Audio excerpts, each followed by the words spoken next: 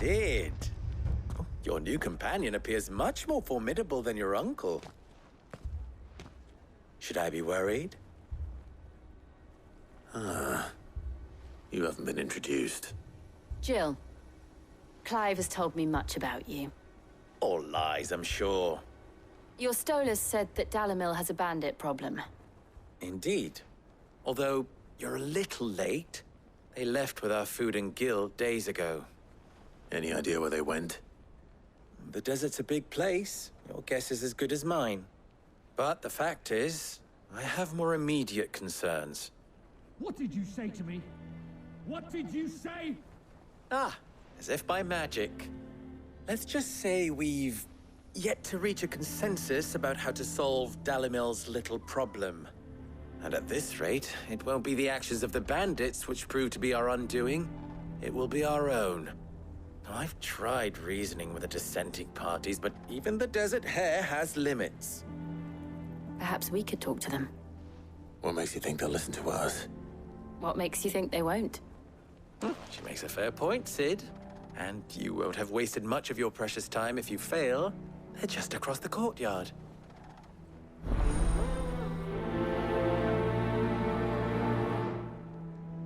Suppose we just follow the shouting.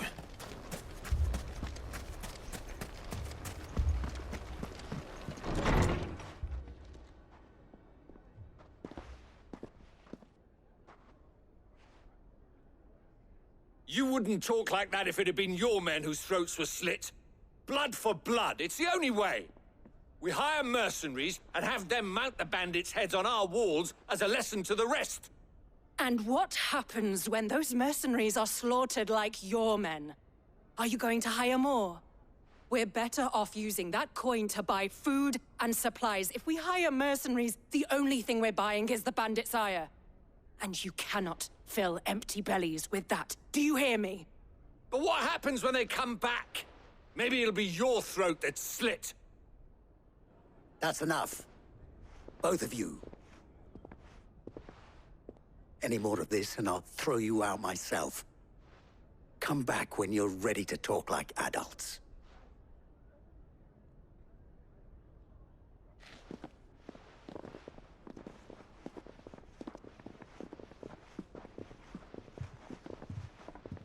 Victor?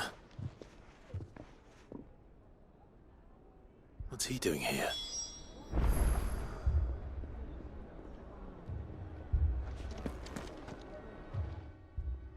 Sid. And Lady Jill. What brings you here? I was about to ask you the same thing. Costness is in chaos, and the markets have all but ceased to operate. The Briar's Kiss here in Dalamil is the only place I can reliably obtain supplies. I was here to do just that when Master Lubor told me of his troubles. He thought I might be able to talk some sense into these fools. But if you're here, I suppose his patience must be waning. Who are those people? Those were the thorns in Lubor's side. And the reason this place might be headed the same way as Costness.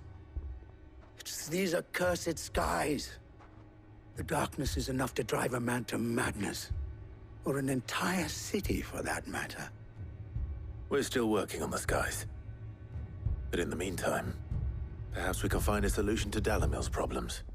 I hope so. For all our sakes.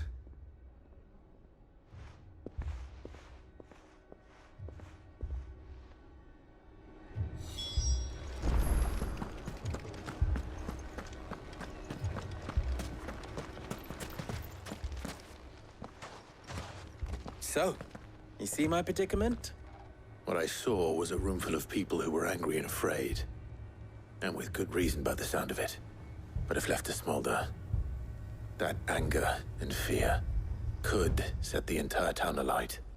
My thoughts exactly. What to do? Both sides wish to protect their homes and livelihoods, if only they could agree on how. But as long as they are divided, we are vulnerable. And if there's one thing bandits like, it's an easy target. What would Sid the Outlaw suggest? Well, if it were my namesake,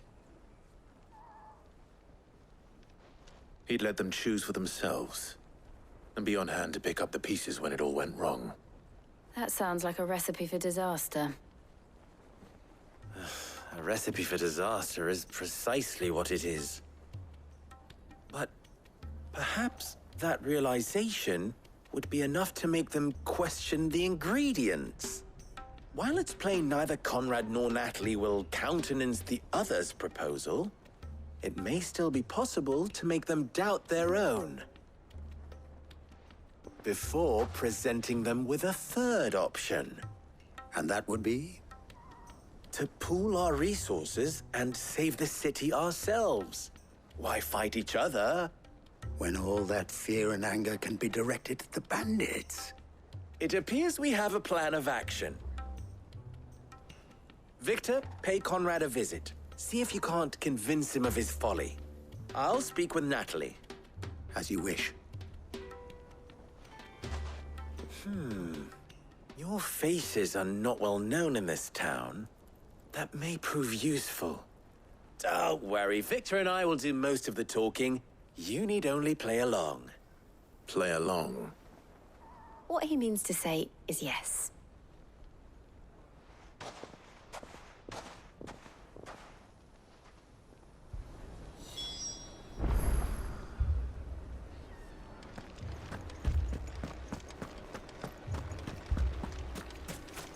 Picture it, Conrad.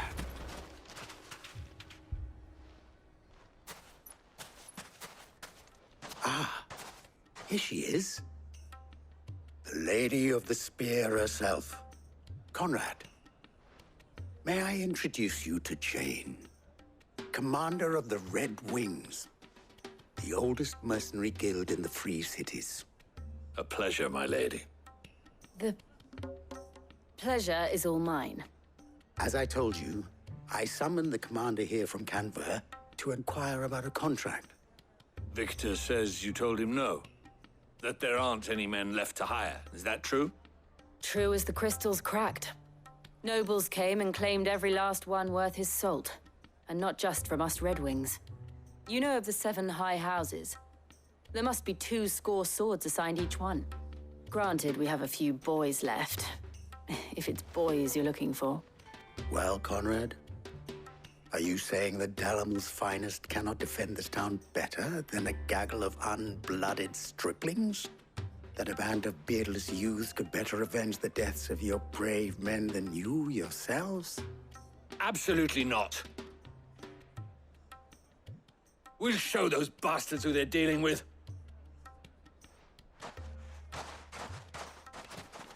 I can't believe that actually worked. Conrad's not what you called the brightest candle in the crypt. And there's a reason why I had you do the talking and not Sid. Well played, my lady.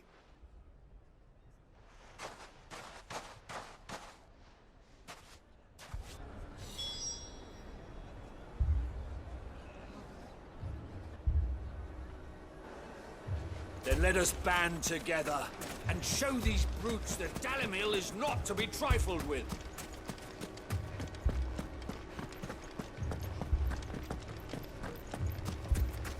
My shop. If I had my pickaxe, I would... I mean, it may still be possible to buy something. Ah, here he is now. Natalie, allow me to introduce Lord Underhill of Randalar's prestigious League of Merchants. Lord Underhill. At your service. Underhill. I was just telling the good lady of our conversation, my lord, and how you were lamenting the state of the capital's stores. Lubor says that not only are the granaries almost empty, but that war and the Blight mean this season's harvest won't be enough to fill them for winter. Indeed, certainly that is the case.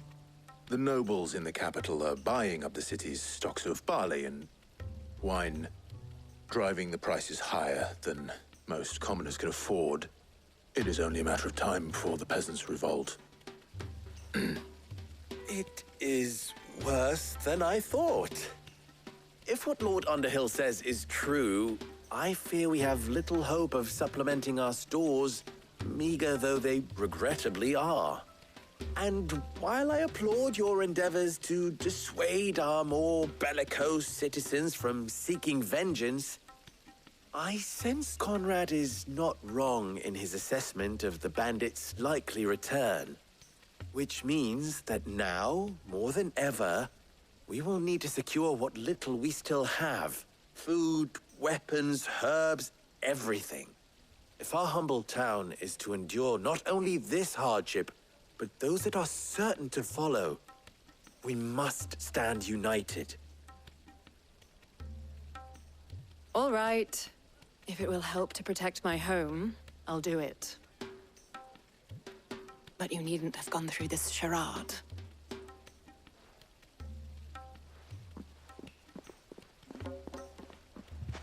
Thank you, Clive. Your performance was nothing if not workmanlike. She saw right through it. I didn't say it was good, merely that it produced the desired effect. Now, my scouts should be returning shortly. Meet me back at the Briar's Kiss, and we shall see what we face.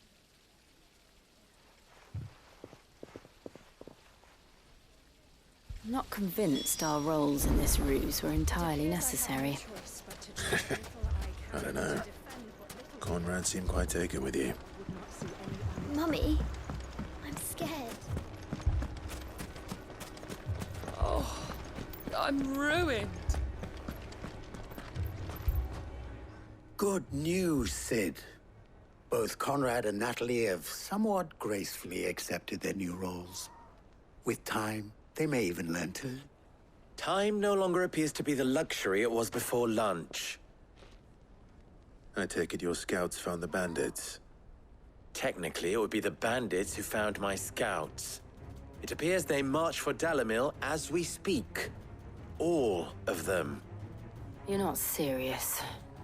They don't just want food, they want the whole damn town.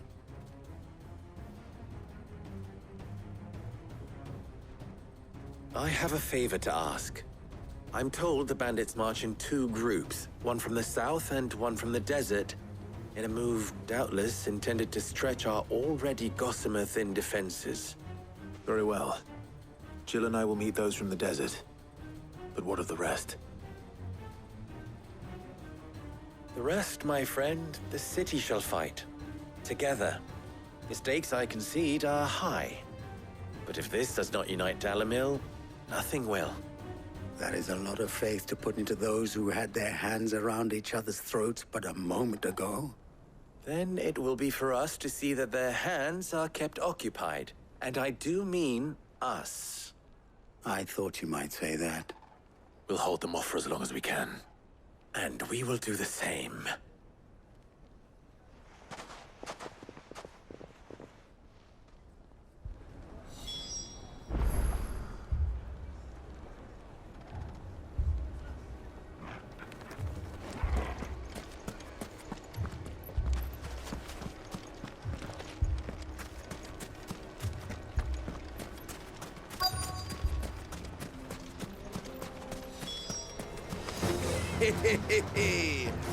The women folk have come to welcome us.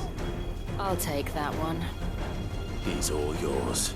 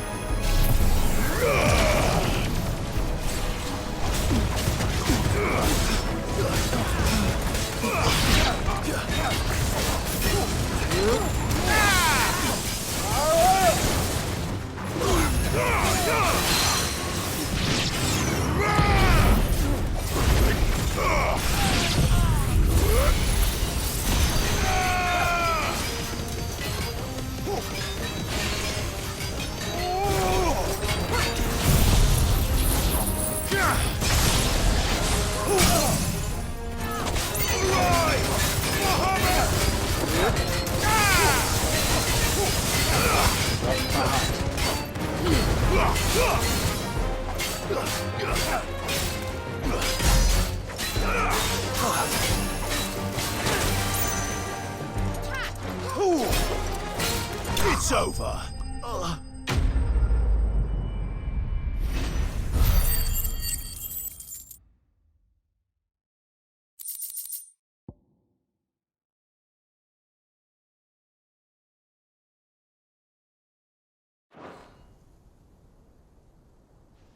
The townspeople.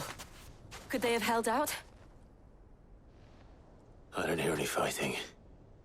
What do you think? That we should hurry.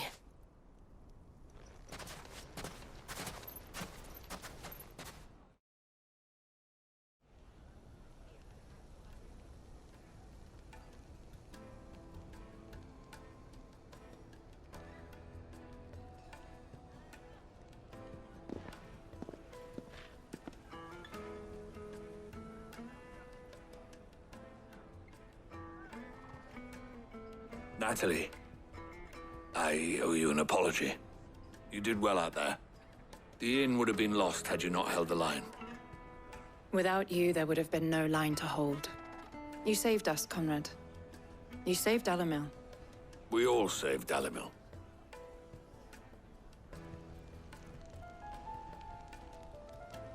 Conrad seems to have had a change of heart. I'd say they both have. I take it from your presence that our visitors from the desert won't be joining us either. Pity. The plan worked, Sid. Granted, it only took an army of bloodthirsty bandits at our gate. Calm now, Victor. Why quibble over the details? We are united, and that is all that matters. As for you, Sid, you fight considerably better than you act.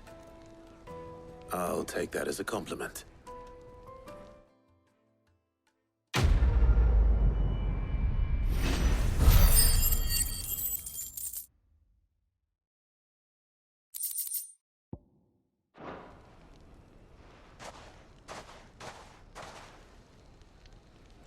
Our friends seem to have things under control. For now, at least. Let's go and put Otto's mind at rest.